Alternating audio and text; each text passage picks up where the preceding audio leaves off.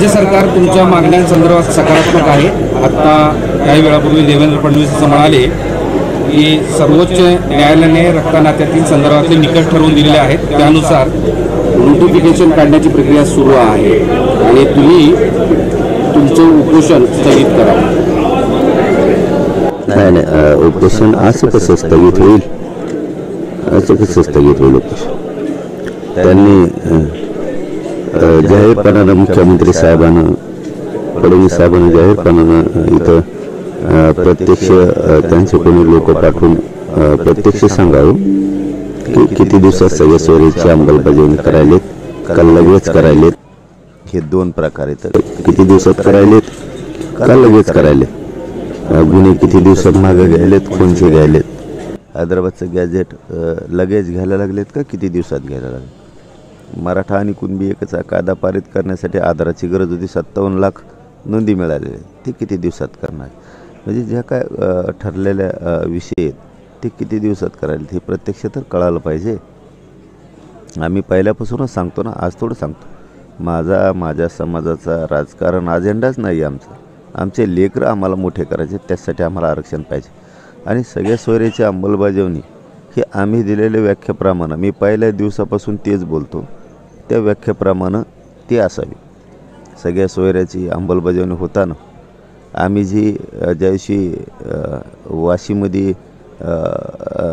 अधिसूचना काढली त्या दिवशी आम्ही सांगितलं होतं की आम्ही दिलेल्या व्याख्येप्रमाणेच त्या अगोदरही तेच सांगितलं होतं आणि त्या पद्धतीनं ती असावी, एवढंच आमचं म्हणणं आहे। बाकी काय म्हणणं आहे, आमचं काय हट्ट नाही, ते सांगावं स्पष्टपणाने येऊन, उपोषण होईल ना स्थगित, पण ते सांगितल्याशिवाय कसं, किती दिवसात करायलेत का लगेच करायलेत, हे अनेक प्रश्न आहेत त्याच्यात। आम्ही तर तेच मागतोय द्या म्हणून, बाकी काय म्हणणं आहे आमचं। सगळी सोयऱ्यांच्या संदर्भात जो एक नोटिफिकेशन काढलेला आहे त्यावर कारवाई सुरू आहे आणि लवकरच याबाबत निर्णय घेतला जाईल आणि सोबतच ओबीसी समाजावर कुठलाही अन्याय होणार नाही, त्या नेत्यांशी चर्चा करून सकारात्मक पाऊल टाकलं जाईल असं ते म्हणाले। नाही, ओबीसी नेते समजूनच घेत नाहीत, सगळ्यात मुळात म्हणजे ओबीसीला धक्काच लागत नाही किंवा ओबीसीचा काही संबंध याच्याशी येत नाही, कारण मराठा हाच कुणबी आहे, कुणबी हाच मराठा आहे। उगं ते आडेओढे घेतात आणि जाणून बुजून तेढ निर्माण राज्यात करायला लागले, म्हणजे हे सुद्धा लय महत्त्वाचं। काही तर त्यांना तिकडं प्रसिद्धी मिळत नाही, इथं मीडिया आहे म्हणून इकडंच बसायचं म्हणतात, अंतरावलीतच काय तर जसं काय त्यांचे गावं जळाले तिकडं, असं म्हणजे काही ऐकायला ते नवीनच, जिकडं मराठी करते तिकडंच त्यांना करायचं, असं आहे ते। असं नसतं, म्हणजे काय याला काय म्हणतात मग, समजा तुम्हाला इथं करायचं म्हणल्यावर त्याचा अर्थ काय होतो, जातीय तेढ नाही होत का? मुद्दाम तुम्हाला जातीय तेढ निर्माण करायचं आणि नावं आम्हाला ठेवता जातीवादी आहेत म्हणून आम्ही, आणि तुम्ही म्हणणार इथं बसणार आम्ही, तिथं बसणार आम्ही, मग याला काय म्हणतात, जाणून बुजून जातीवादच म्हणतात ना। आणि स्वतःला लय प्रगल्भ विचाराचे ओबीसी नेते म्हणून घेते स्वतःला, आणि इकडं बसणार आणि तिकडं बसणार, जरी संविधानिक अधिकार असला तरी पण काय असं जिथं तेढ निर्माण होईल तिथं बसणार का? काय विचार आहेत बघा ना यांचे, शाहू फुले आंबेडकरांचे विचार देशाला सांगत पळत येत, नुसते भाषणं ठोकीत, काय यांचं बघा ना। हे सरकारचंच जाणून बुजून षडयंत्र आहे, सरकारने आणखीन एक काल परवा षडयंत्र केलं आहे सरकारनं। आम्ही मुख्यमंत्र्याला खूप चांगलं मानतो आत्तापर्यंत, इथून पुढेही मानणार आहेत शिंदे साहेबाला। त्यांचा ओएडीत आमचे लोक पार दिल्लीपोत घेऊन पळायला, आता आम्हाला कळतं सगळं, कोणाच्या गाड्या आहेत वापरायला काय आहेत, आता नवीन काय षडयंत्र असलं आहे मुख्यमंत्र्यांच्या ओएडीनं काय माहीत। आता दिल्लीला जायला लागलेत आमचे काय बांधव, आता त्यांचा काय दोष नाही, त्यांना बकरा करायला लागले, पण आता हे काय डाव रचेला आहे। मुख्यमंत्र्याचं ओएडी मुख्यमंत्र्यासंग राहतो, मराठ्यांचा मुख्यमंत्री आहे, पण मात्र मुख्यमंत्री मराठीचे असूनही त्यांचे ओएडी मात्र त्यांच्या जातीकडून ओढतात, हसून खेळून गोड बोलतात, पण कार्यक्रम प्रत्येक वेळेस मराठ्याचा लावतात। 2-4 वेळेस झाले त्यांचं, आता असं एकदा दोनदा नाही, कशाला त्याला म्हणा त्या मुख्यमंत्र्याच्या ओएडीला तेल होते तो मराठ्याच्या अन्नात, राय गपचीप। आता तर आमचे लोक दिल्लीपर्यंत न्यायला लागले षडयंत्र, काय रचून आणलं काय नाही कळन, थोड्या दिवसात उघडं पडल 100%। सगळ्याला सगळं माहीत असतं, कोण कुठं जातो, कोण कुठं उतरतो, विमानतळावर जायला कोणाच्या गाड्या आहेत, आणून नेऊन सोडायला कोणाच्या आहेत, कोण कोण सोबत आहेत, मुख्यमंत्र्याला तर आम्ही खूप चांगलं मानतो ना आम्ही. ते षडयंत्र काय आहे? आता उघडं पडेल ना, आता माहीत नाही ना, 1-2 दिवसात होईल माहीत आम्हाला. हे तर माहीत झालं ना, ही काय साधी सोपी गोष्ट आहे का एवढं माहीत होणं. पण हे पण इतकं सरकारच्या सगळ्या संस्था यंत्रणा असून आमच्यासारख्या गोरगरिबाच्या पोराला जर हे माहीत होतं आहे, आणखीन काय पाहिजे. मुख्यमंत्र्याला आम्ही खूप चांगलं मानतो. इथून पुढंही मानणार आहे, तिथून मागंही मानत होतो आणि आजही मानतो मी तर. परंतु त्यांचे OSD असे लोकाला घेऊन दिल्लीला, आता मुंबई संपली, आता दिल्लीपर्यंत घेऊन चालले जातात. तिकडून काय बनवून आणतात काय माहीत, काय आणलं असं साच्या बनवून, काय मला बदनाम करण्यासाठी किंवा मराठ्याला बदनाम करण्यासाठी काहीतरी आणलं असणार आहे बहुतेक. आता ते त्यांना जाणाऱ्याला बोलून उपयोगच नाही, कारण हे षडयंत्र सरकार घडून आणत आहे ना. ते काय बळीचे बकरे करणार आहेत त्यांना. आम्हाला कालच माहिती मिळाली 2 दिवसापासून, अमुक चालू आहे तमुक चालू आहे, पण डिटेलमध्ये होईल आज उद्या 2-1 दिवसात होईल माहिती. काय सरकार, काय OSD. अरे चांगलं करायचे कामं करा, काय OSD आहे, काय स्वतःला शहाणा समजतं. अरे बाळा, चांगलं करायचं कामं करा. फुटलेल्याला जवळ करता, फुटलेल्या लोकाला जवळ करता, समाजाला जवळ करा. माया मराठ्याला गोरगरिबाला काय मोठेपणे तुम्हाला त्याच्यात. ठीक आहे, तुमचं तुम्हाला लक लाभ. मला काय त्याच्यावर जास्त बोलायचं नाही, फक्त माहिती मिळाली आणि ती खात्रीला आहे की ती खोटी नाही, काय नाही. विमानतळावर सगळे CCTV आहेत, अमुक आहे तमुक आहे, सगळं आहे. उतरलं आहे, कोण कुठं उतरलं आहे, काय केलं आहे.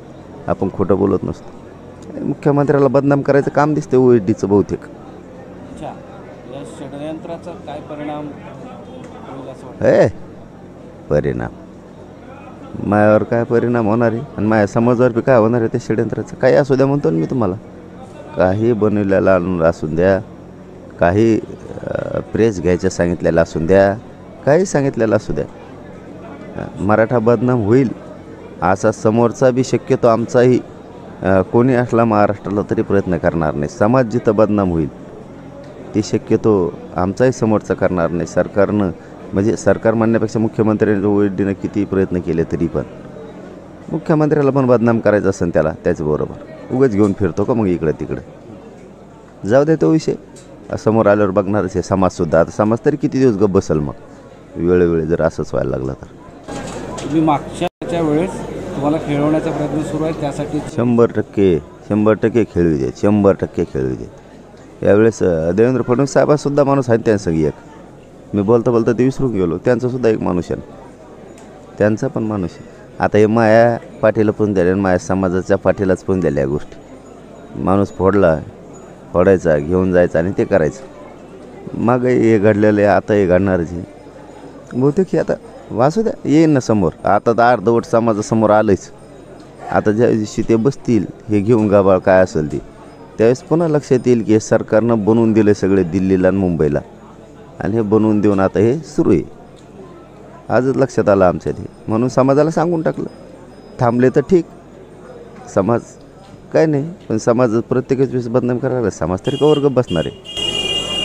तुम्ही उपोषण स्थगित करावं असे त्यांनी आवाहन केलं आहे. आता या क्षणाला तुमची भूमिका काय असेल, तुमचं त्यांना सांगणं काय? नाही, मी शिंदे साहेबालाही सांगतो, मुख्यमंत्री शिंदे साहेबाला आणि गृहमंत्री फडणवीस साहेबांसुद्धा मी असं स्थगित करू शकत नाही आहे. कारण हे डिटेलमध्ये काही गोष्टी माहीत झाल्या पाहिजेत की तुम्ही सगळ्या सोयरीची अंमलबजावणी लगेच करणार आहेत का किती दिवस लागणार आहेत, केसेस लगेच मागं घेणार आहेत का किती दिवस लागणार आहेत, हैदराबादचं लगेच घेणार आहेत का त्याला किती दिवस लागणार आहेत, हे मला डिटेल आणि माझ्या समाजाला माहीत झाल्याशिवाय मी मागं कसं घ्यायचं. मराठा आणि कुणबी एकच आहे. त्यावेळेस तुम्हीच म्हणले होते कायदा पारित करायला आधार पाहिजे. मग आता 57 लाख नोंदीचा आधार मिळालेला आहे. ज्या ज्या काय गोष्टी आहेत त्या बघू द्या ना. सगळे सोयऱ्यांची अंमलबजावणी करताना आम्ही दिलेली व्याख्या तुम्हाला मान्य आहे, त्यावेळेसही आताही मान्य आहे. तर मग ती घेतली का, घ्या म्हणलो तर आम्ही तुम्हाला नुसती घेतली म्हणताय. मग तेही सगळं क्लिअर झालं बस स्थगित करायला आम्हाला कुठं अडचण आहे. आम्हाला आरक्षण पाहिजे, आम्हाला वाक्य नाही पाहिजे. आणि तुम्ही असंच खेळलं ना की माझं शेवटचं एखादी उपोषण असणार. मी काय मोकळा नाही बार उपोषण करायला. मी डायरेक्ट विधानसभेच्या तयारीला लागेल आणि समाजाला लावी. तुम्ही जर असंच खेळत राहिले, मुख्यमंत्री आणि फडणवीस साहेब, आम्हाला शिंदे साहेब आणि फडणवीस साहेब, आम्ही तुमच्यावर विश्वास ठेवला आहे इथून मागेही ठेवला होता, आतासुद्धा उपोषणाच्या काळात ठेवला. पण हे उपोषण सुरू आहे तवरच तुम्ही सांगावं. आणि एकदा जर हे उपोषण थांबलं तर मी पुढं ऐकणार नाही. मी डायरेक्ट आणि माझा समाज आम्ही विधानसभेच्या तयारीला लागणार. फिरून बॉम्बलायचं नाही आमच्या नावानं. तुम्ही आत्ता षडयंत्र रचलं जाते असं सांगताना OSD आणि काही मुख्यमंत्री उपमुख्यमंत्र्याचा एक माणूस आहे सांगितलं. नेमका आता महाराष्ट्राला प्रश्न पडेल की तू OSD कोण आहे ते तुम्हालाही कळलं असेल. समाजालाही माहिती आहे ना. मागं 15 लाख वाटायला कोणचा OSD निघाला होता. हमेशा मध्ये बुळबुळ कोण थांबा ना, नावच घेईल. आणखी पुढचं षडयंत्र लक्षात येऊस तर जर पुढचं षडयंत्र त्यांनी थांबवलं तर मग कशाला नाव घ्यायचं. नाही थांबलं तर धडाधड नाव घेऊन टाकू. 3 नाव आलेत आमच्यापाशी घेऊन पळणारे. परत मिनिस्टरच्या गाड्यात त्यांना वापरायला दिल्या फिरायला, तेही तिथपर्यंत आलं आहे. कोणत्या मिनिस्टरच्या दिल्यात काय माहीत, आता ते माहिती येईल आमच्याकडं. जर ते पुढचं दिल्लीला जाऊन काय बाखळा खोटा तयार केला आहे, काय केला आहे हे एकदा सांगायचा जर प्रयत्न केला तर धडाधड नावं घेणार आम्ही. आणि ते इथं शांत बसले तर चांगली गोष्ट, नाही बसले तर आम्ही नाव घेऊ.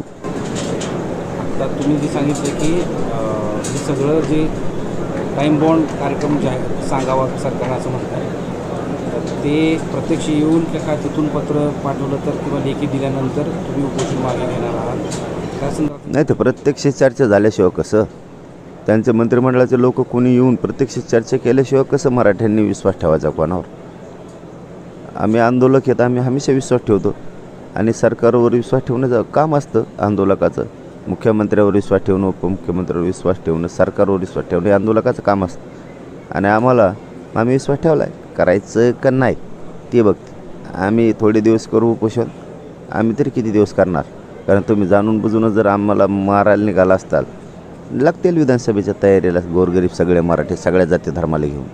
सगळ्या जाती धर्माचे लोक आमच्यासोबत. माझा प्रश्न असा आहे की तुम्ही जे मुद्दे सांगितले सरकारला आता या प्रेस कॉन्फरन्सद्वारे, तर त्यांनी इथं प्रत्यक्ष येऊन तुमच्याशी चर्चा करावं, टाईम बॉन्ड द्यावं आणि मग त्यानंतर तुम्ही या उपोषणासंदर्भातला निर्णय घेणार का? या प्रत्यक्षच बोललो ना मी सुद्धा. प्रत्यक्ष चर्चा केल्यावरच होईल ना. असं लांबून गोळ्या हाणून होत असतं का? एवढा मोठा विषय मराठ्याच्या आयुष्याचा आहे, भविष्याचा प्रश्न इतका मोठा, ते कुठं लांबून गोळ्या हाणून होतं का? प्रत्यक्ष चर्चा करून होईल ना. माझं म्हणणं आहे बाबा, प्रत्यक्ष चर्चा करून तुम्ही हे विषय गोडी गुलाबीनं हाताळा. उगं तयाऱ्या नका करू. इकडून जाळं रचून ठेवीन, तिकडं जाळं रचून ठेवीन, षडयंत्र रचून ठेवीन, याला घेऊन इकडे हिंडन, मुंबईला हिंडन, दिल्लीला हिंडन, इमानाने हिंडन. षडयंत्र न करू, तुम्हाला लय मागात पडत.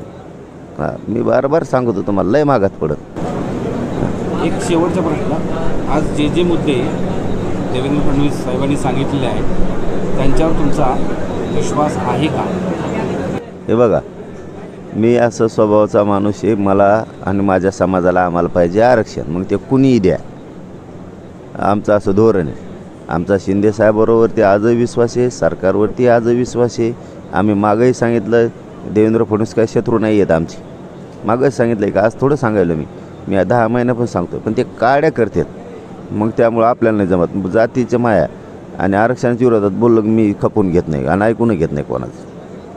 त्यांनी हे सगळं बंद करावं. ते काय शत्रू आहे का आमचे? मागं आरक्षण दिलं तर याच मराठ्यांनी सगळं मदत केली ती त्यांना सगळ्यांना. आमचा सगळ्यावरच विश्वास आहे. आम्हाला आरक्षण द्या. आम्ही काय सांगितलं पहिल्यापासून, कुणीही द्या, आम्हाला आरक्षण पाहिजे. मराठी त्याला डोक्यावर घेऊन नसते. आमचं हे म्हणणं आहे. नाटकं मी ऐकून घेणार नाही आणि मराठ्यावर होणारा अन्याय मी सहन करून घेऊ शकत नाही.